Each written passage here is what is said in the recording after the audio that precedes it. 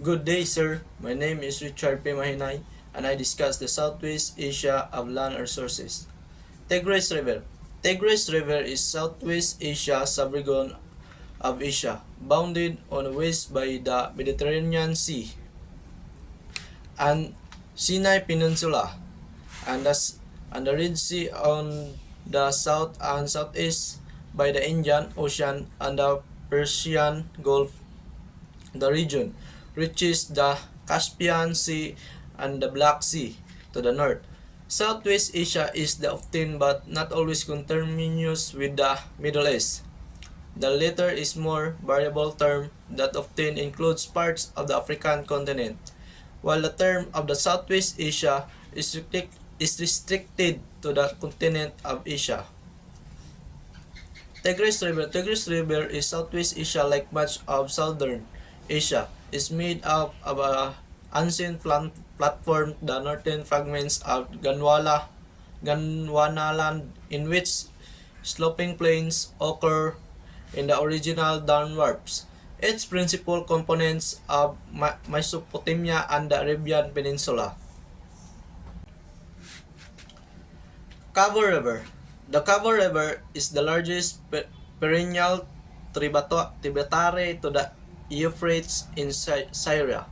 Although the Cabo originates in Turkey, the Kartik springs around Ras Al Ain are the river's main source of water.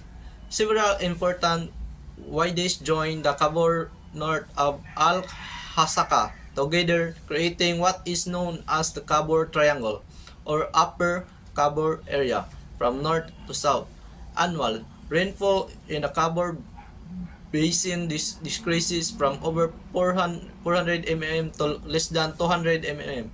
This has made the river a vital water source for agriculture throughout history. The Cabo joins the Euphrates near the town of Basira. The Hindu Kush Mountains in Afghanistan. Mountains. Several mountain ranges run through Southwest Asia. The westernmost mountain range is Taurus Mountains, located in southern Turkey. This mountain range created a natural barrier along the Mediterranean Sea and served well to keep out any possible invading forces from the coast to the east. The Zagros Mountains rise up along the southwest border of Iran. This extensive mountain range spans almost 1,000 miles long and roughly 150 miles wide. The Zagros Range also served as the historical barrier between the early cultures of the eastern and western civilization on either side.